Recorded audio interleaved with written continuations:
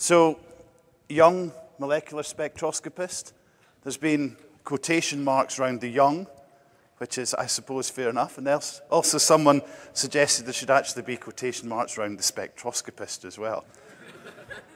And I would say that's a fair enough comment. I started life as an organic chemist, making molecules, drawing out the chicken wire, enjoying that side of chemistry. But I've turned to the light side and moved into spectroscopy, which was quite a good pun, I thought. So, okay, what I'm going to do today, and this is quite echoey up here, is give you a run through the ages and give you the Strathclyde story. Because this award, although it's coming to me, and I'm obviously very honoured and grateful and thankful, etc., it was only made possible by the collaboration with two other people at Strathclyde. So if it hadn't been for Ewan Smith, I wouldn't be standing here right now. So he deserves massive thanks and acknowledgement, and we'll talk about his role in the critical path at Strathclyde as we go through this next 20, 25 minutes of talk. And also Karen Faulds, who joined the team more recently and is continuing on in the spectroscopic side of things. So hopefully by the end of this talk, you'll understand the relationship between the three different players in Strathclyde and what's happened. So we're going to do a bit of a timeline thing. But just to give you some stats, Ewan and I's collaboration has produced 71 joint papers, mainly in the field of SERS. There's been a couple of chemistry papers, but mainly in the field of SERS. Following on from that, you saw the bouncing balls. I'm using the wrong clicker. Here we go. Karen and I have produced 57 joint papers, and we're continuing onwards. And the three of us have produced 19 collaborative papers. So hopefully you get an idea that this really is a genuine collaboration where we have complementary skills, opinions, options, attitudes towards our science. And between the three of us, we think, and we hope that you would agree, by the end of this, we've managed to come up with some interesting science that advances the field of SERS. Okay, timeline of events. I started with a postdoc with Ewan for 3 months in 1996, 1st of January 1996. It's a long time ago. And I was given the problem of working on the surface chemistry of DNA adsorption to try and get SERS from DNA. So I did a PhD in the chemistry, the synthesis of modified DNA, making them for antiviral applications. And I was challenged with trying to look at some chemistry to help with the detection side of DNA. So I came in from a very much synthetic background to join Ewan, who was head of department at the time. So as you start your postdoc, you see your supervisor maybe once or twice a week at 5 o'clock in the afternoon for 10 minutes, and you're just left to get on with things. So that was quite an interesting environment, but it was really challenging as well. So we came up with some ideas. We made some breakthroughs. And if it hadn't been for you, and I am laboring this point a little bit, because you look at the key points in your career that make a difference. And I remember quite vividly being invited into Ewan's head of department suite, because he did have a suite and an en-suite as well. And it was suggested to me that I apply for a 5-year fellowship. And I didn't even know what these things were at the time. And I was just a postdoc, enjoying life, doing some science, trying to write papers, having fun, playing rugby. And he suggested applying for a 5-year fellowship, which was actually successful. So I got a 5-year position, which started in 1997, and that really started the whole ball rolling. So we bring in the next bouncing ball. In 1997, we also published our first paper on DNA detection using SERS. And this paper, there's a picture of Ewan and myself, and Darren Sadler, who was also 5-year fellow at the time, perhaps all looking a little bit younger and slimmer. I don't know. Some of us look the same now as we did then. Bad. Anyway, the first paper we published was in 1997. It appeared in Analytical Chemistry, 15th of November, 1997. Now, this is an important point, because the first ever international conference I came to was FACS in Rhode Island in 1997, where we presented, so this is the first international talk I ever gave, was DNA determination by SERS, improved reliability, sensitivity, and selectivity, paper 214, which was October. So the first ever dissemination of this data appeared at FACS in 1997, a month before the paper came out in Annals Chem. So this is before you could have electronic advanced articles and things like this. So FACS is a very important conference to this group because we made a lot of links and lasting friendships and collaborations from this particular conference. Okay, that aside, I'm going to talk about two ideas that I think we try and adhere to for our science. So all the papers we've published, you can probably categorize under two basic concepts. The first one is looking at the surface chemistry to control adsorption. So we're looking at a surface-enhanced spectroscopy. If we don't get the surface chemistry correct, we don't see a signal. It's as simple as that. We have to get the surface chemistry correct, and then we can go on and do some interesting analysis. So that's the first idea, I would say. It's not really revolutionary, but how we can play that chemistry game is where we think we have perhaps a little bit of an edge over some of our, shall we say, complementary competitors in the rest of the SERS community. The second idea, I would say, and these both came about in 1996 through discussion with Ewan, would be that we could control the aggregation state of nanoparticles using biology. So can we use biological interactions to change the electromagnetic enhancement of the Raman molecules and relate that to biology? So we were very interested in the biological applications that could be studied using this technique. Okay, I'm going to start off and focus on the surface chemistry side of things. But before I get into the detail of the surface chemistry, I think it's slightly important to understand where we're coming from in terms of our starting metal surface. We like to use metal nanoparticles. We can treat them as a suspension. We use many other different metals and surfaces and formats, but we like metal nanoparticles. We like silver particles best. They give the largest enhancement. So we can take a silver nanoparticle, typically 40 nanometers in diameter. When you make them, they have a surface coating on them, so they don't interact. They sit as monodispersed particles. Typically, we'll make them with a citrate surface layer, and then to get the SERS, we have to adsorb a molecule onto the surface of this nanoparticle. We'll then excite that molecule, and we'll measure back the Raman scattering, or the enhanced Raman scattering. If we take a colored molecule, then we can get a resonance contribution from the exciting frequency of light. So we get a resonance from the molecule, we get surface enhancement from the metal, and we see surface-enhanced resonance Raman scattering. So it's very sensitive. You can look at single molecules. And another advantage is that fluorescence is quenched.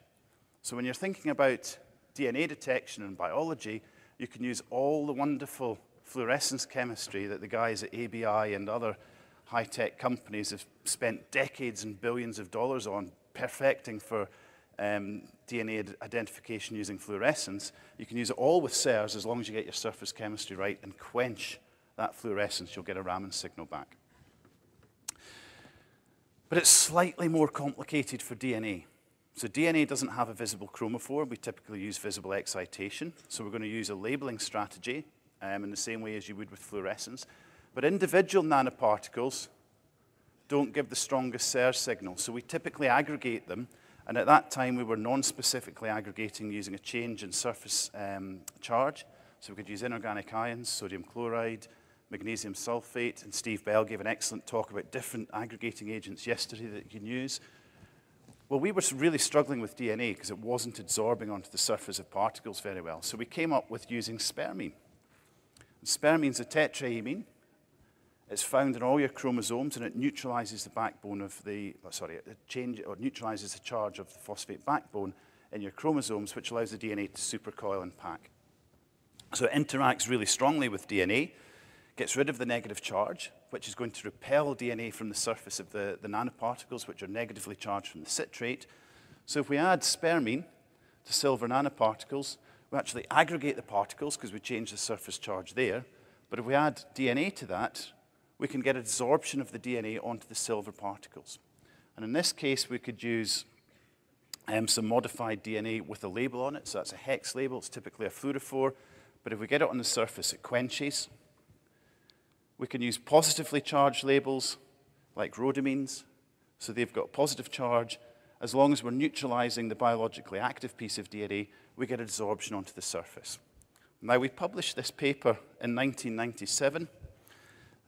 We still don't know exactly what happens on the surface with the spermine. We still have discussions talking about how we can try and assess exactly what's happening. So we're still not clear. We've come up with various different models. Our best model is still the one where we think we have a polynucleotide backbone, which is negatively charged. We have a citrate layer, which is negative, and we have a positive layer in between. So we're starting to do electrolytic sandwiching and layering, which is very stable. We know that from other work in polymers. This is our best guess at this point in time. Okay, back to the bouncing balls. In 2000, it was quite an important moment for me because I got a job. So before all of that, it had been temporary contracts.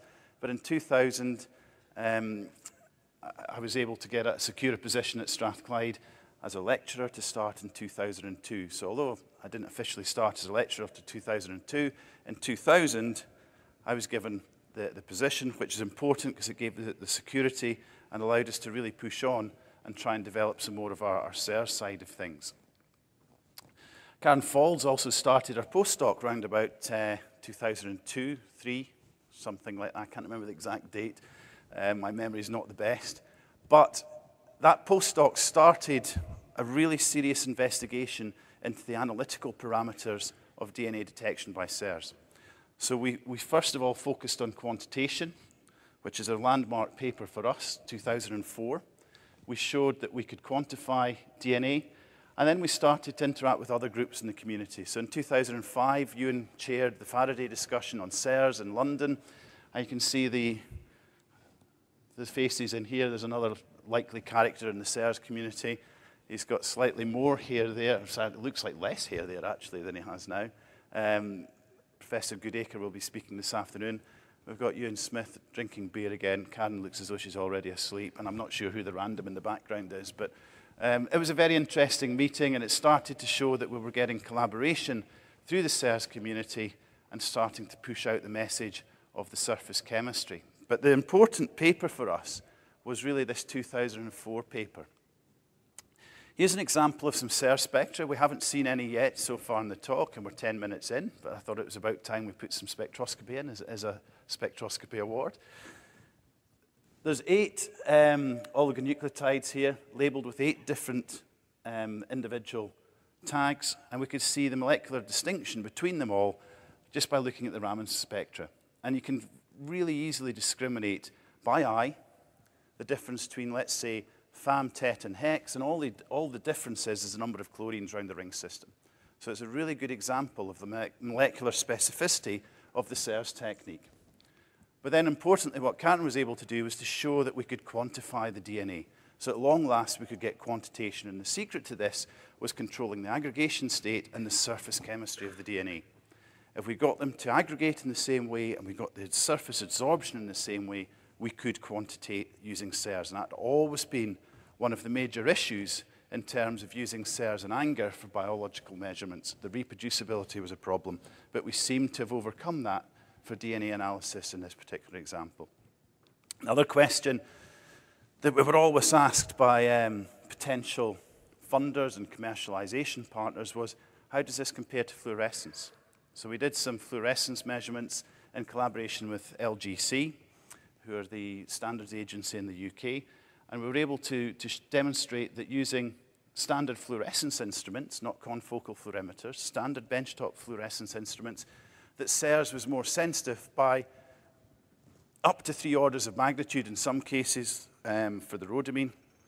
In other cases, it was typically 2 to 3 orders of magnitude. So we were able to demonstrate that this was indeed a much more sensitive technique.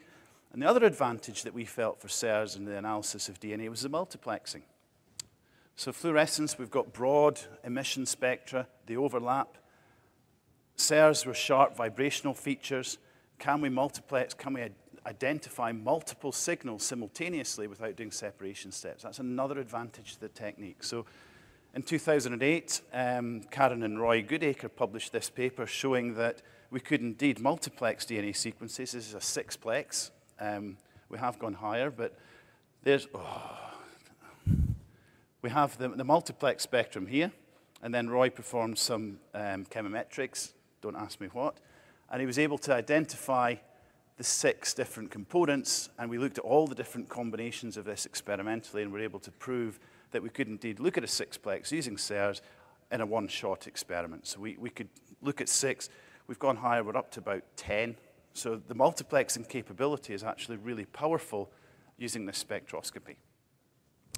So that's the DNA side of things, and we really worked hard on that as a team to try and overcome the surface chemistry, to get the quantitation correct, and then move it forward from the science into some sort of useful application. I'll talk about that in a second.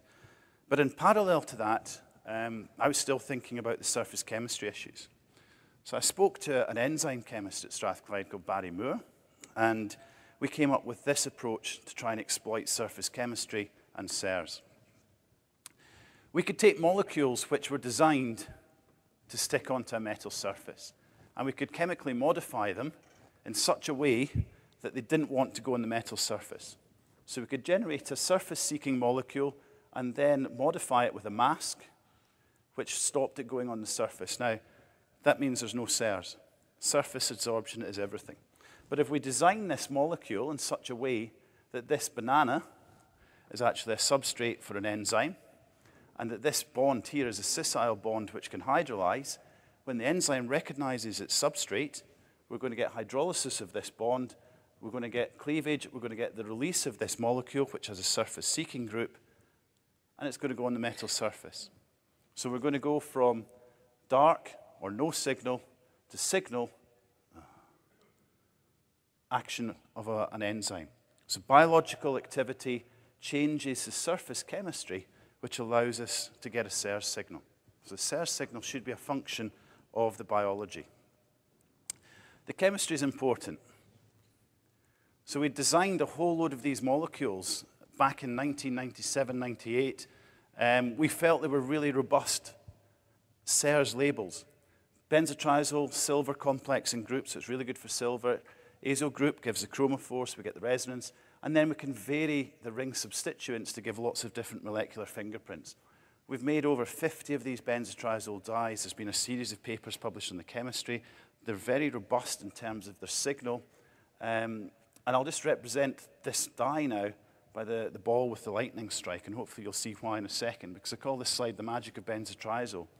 So here's our starting point, silver nanoparticle, citrate surface layer.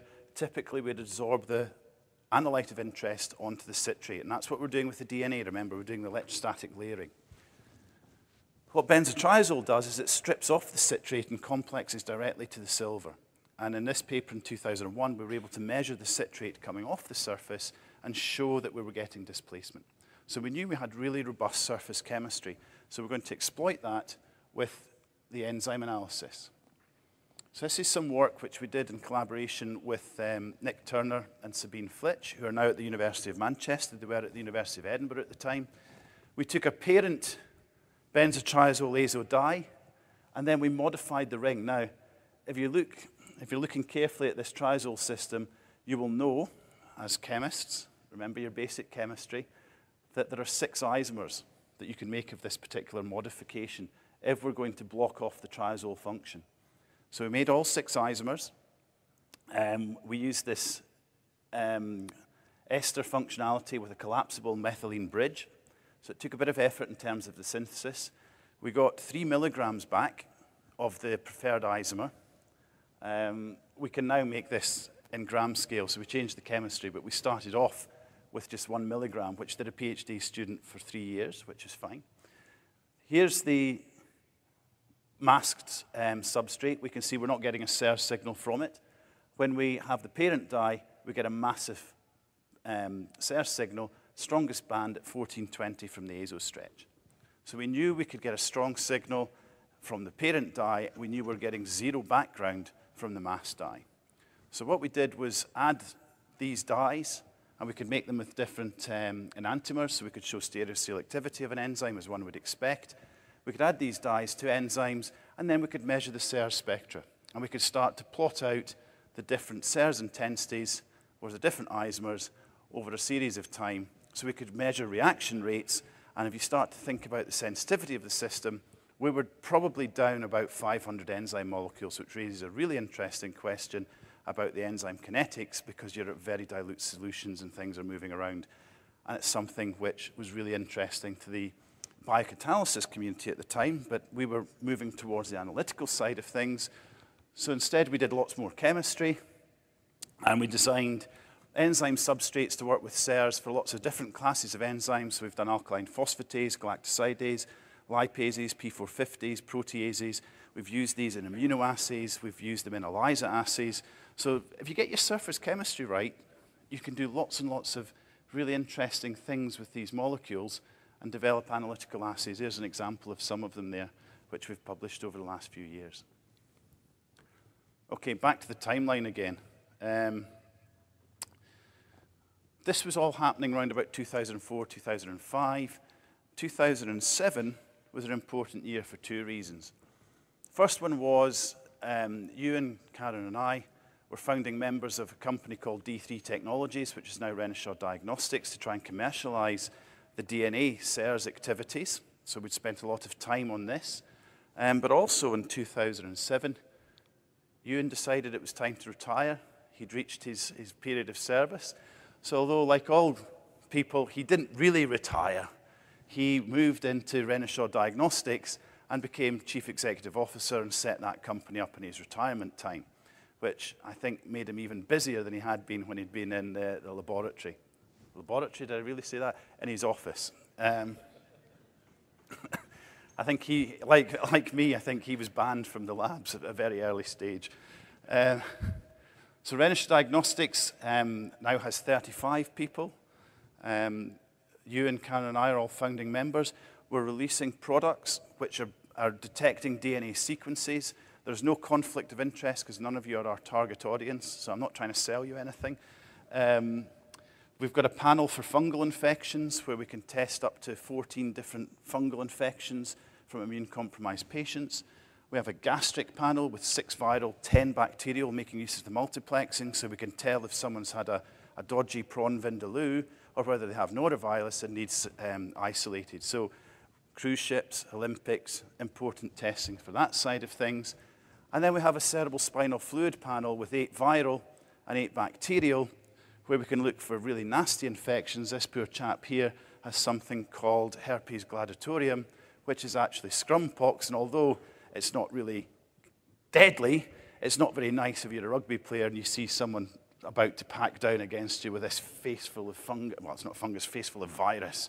So we can detect herpes, meningitis, encephalitis, etc. in this panel very rapidly.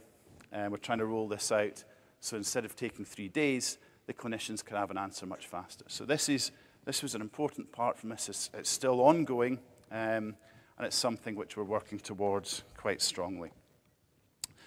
Okay, the last bit of this talk, I'm going to talk about the aggregation state of the nanoparticles and using biology to control the aggregation state. So I've already told you from the DNA side of things that aggregation is good for CERS.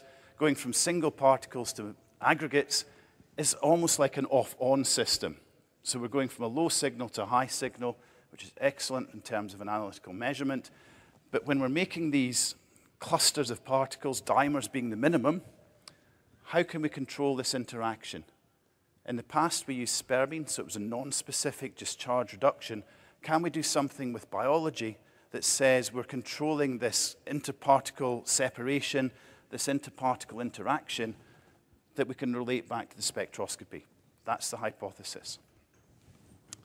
So we started with DNA, and this is an interesting story. The idea came up in, I would say, 1996, talking with Ewan. We'd read Merkin's paper in 1996, where he'd functionalized nanoparticles with DNA sequences and shown that he could aggregate them and change the plasmon resonance. So he got a color change.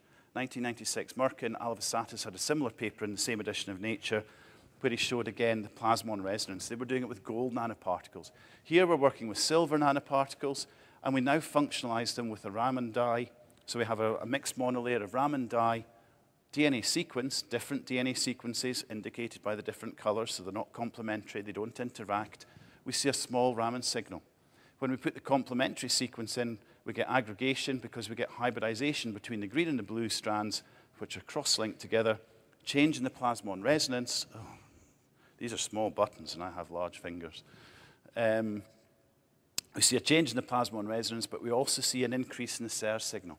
So this is a biomolecularly specific event, changing the aggregation state, but also we can follow that by the vibrational fingerprint of these nanoparticles. So this is a pure electromagnetic enhancement of these molecules on the surface of these particles to change the SERS signal, dictated by the DNA sequence.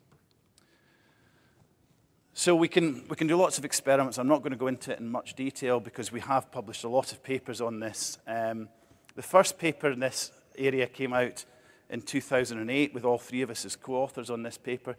The idea was 1996, or 97 maybe, towards the end of 96. 11 years from conceiving the idea to getting the first paper out. It really was a labor of love, but it was worth it because it was actually a really nice concept that was just held up by the chemistry.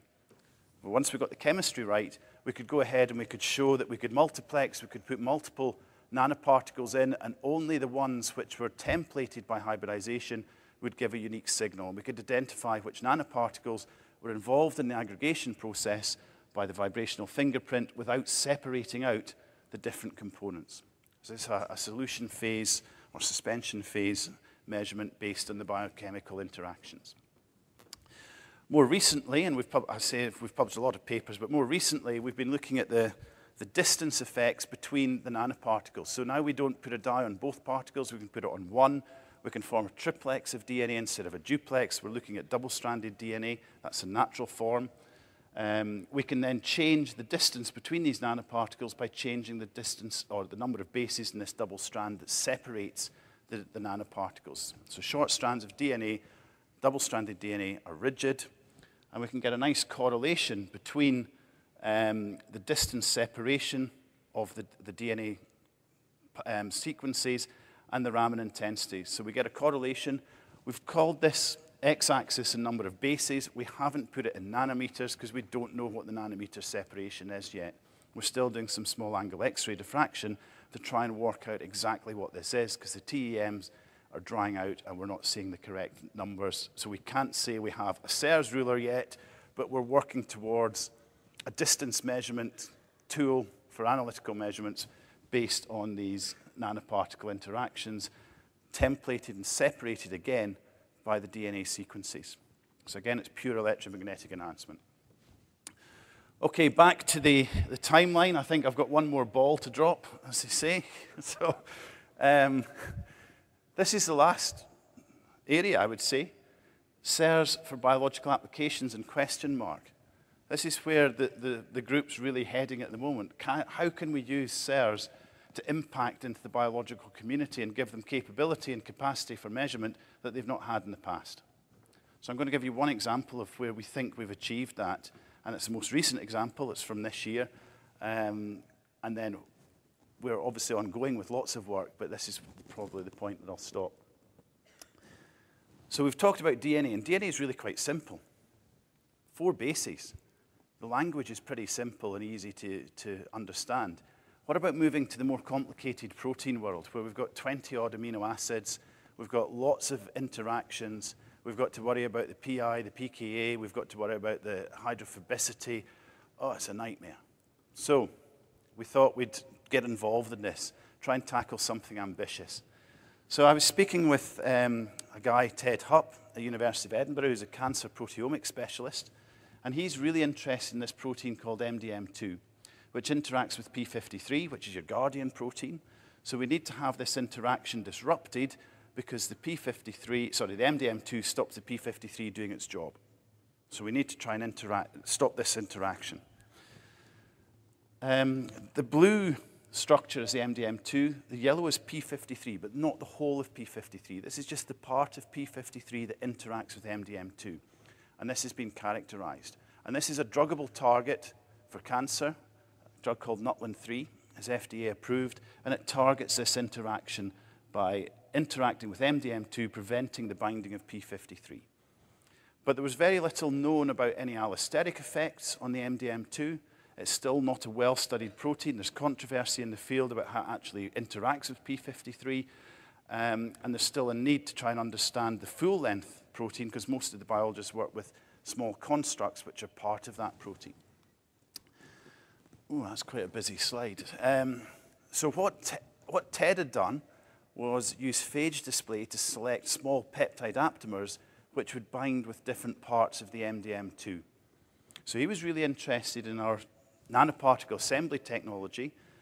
Could we use a peptide on the nanoparticle as opposed to a DNA sequence that interacted with the MDM2 that would tell us something about the binding effects, because he had a suite of peptides that he could target different parts of the MDM2. So we started off with this one peptide, peptide 12.1, shall we call it conveniently, which was known to interact with MDM2 in the site of p53. It had higher binding affinity than the p53, so it was a good peptide to use. We added it to the nanoparticles, and we thought that if we added MDM2, we wouldn't see any binding effects, but we thought we'd try it anyway, just to check we're getting our getting our chemistry right. And lo and behold, we found an aggregation. So we went from the individual nanoparticles with peptides to an aggregated state when we added the MDM2. We made a control peptide where we changed one amino acid out of the 12, and we didn't see the aggregation. So we knew this was a specific interaction, a really specific interaction here. So we've changed one amino acid. So we had to try and understand what was going on. We also saw a change in the SERS intensity as well. So we went from a very low signal to a high signal. So the MDM2 was changing the aggregation state of the nanoparticles in a really specific manner. How was this happening? Well, we came up with two models. The first one was, this is MDM2. We've got a hydrophobic pocket, we've got an acidic domain, and we've got a ring domain. Now, when we were writing the paper, I asked Ted what ring stood for, because as a good scientist, you want to put in the proper term rather than just the acronym. He said it's a really interesting new genome, and that's serious. That's what biologists call a ring domain. So if you ever see that, it's just a really interesting new genome. It's not anything really sophisticated. And there's a ring domain, so there's a really interesting domain here. The peptide would interact in the hydrophobic pocket. We knew that. We didn't think, well, there's been no evidence for dimerization before of the full-length protein, so we hypothesized, was there an allosteric effect going on when this peptide bound, changed the hydrophobicity of the ring domain, which allowed dimerization. There had been one paper published where they'd looked at the ring domain only, just an engineered construct, and they'd shown dimerization of a hydrophobic cleft. So was there an allosteric effect taking place? Or were there, in fact, more than one binding site in the MDM2 for this peptide 12.1? They were the two approaches it would look at. We showed that it was a dose-dependent interaction, so we could change the concentration of the peptide. We could look at it by extinction spectroscopy, and we could look at it by SERS. And everything is relative, so we're starting off with the wild type, and then we can add in the peptide, and we can see a change in the aggregation state, and we can see a change in the SERS intensity. And then we started to test the different mechanisms for the interaction. So we could take the MDM2, and we could either incubate it with peptide 12.1, which would mean you would see no interaction with the nanoparticles, and indeed we didn't. We saw a change in SERS intensity, as you'd expect, when we used the wild-type protein with the nanoparticles. When we incubated the MDM2 with 12.1, we saw no change. The interaction was disrupted. When we added Nutlin-3, which is the drug which targets that interaction, we also saw no change in the SERS activity. So this is good evidence that we were moving in towards the right direction. It was dose-dependent as well, which was encouraging. And then we could target the ring domain, because Ted had some peptides which were known to interact with parts of the ring domain. So we tried two different peptides which bound to different parts of the ring domain. And again, we could disrupt this interaction. So we could allow the MDM2 to interact with the nanoparticle, but it wouldn't dimerize, because that ring domain had been blocked off by these peptides, so that the allosteric effect had been modulated. So we came up with the hypothesis that these peptides interact with the MDM2. We get an allosteric effect, which changes the hydrophobicity in the ring domain, which allows dimerization. We say dimerization. It might be trimerization. It might be longer. So we're still working on that. But this is a nice example of where some CERS nanoparticle aggregations have really had quite a big impact on the biological community. So we published this paper in PNAS this year, and we're now moving on to lots of different other protein systems, because we've now shown that we can work with protein peptide systems. So it's all about how good is the chemistry to keep the peptide available. And we did a lot of background work on making sure the peptide remained active when it was on the surface of the nanoparticles. And the bit that's followed on from this particular study is that we've started doing drug screening using CERS. So we can take 96-well plates of natural product mixtures, we can throw in our nanoparticles, and then we can try and assess which ones are good and which ones are bad. Here's an example. We've got this particular well, which is P52, has quite a good inhibitory effect on the interaction. And then we have this well, P63, which seems to increase the interaction. So that's, from a CERS perspective, that's really interesting. We don't know the identity of these compounds yet, but just to compare it to the extinction spectroscopy, you really just see some vague changes in the extinction, but in the CERS we can start to quantify which of these natural products is going to give us the best lead towards the drug discovery for this type of interaction. So we're really excited about the prospects of this for screening where you couldn't screen previously using the nanoparticle approach. It's pretty fast, it's pretty simple. Okay, the last slide is just where we are now. This is some really different work. This is three-dimensional cell imaging using Raman. We have yellow, which is the phenylalanine stretch. This is a Raman map of a cell.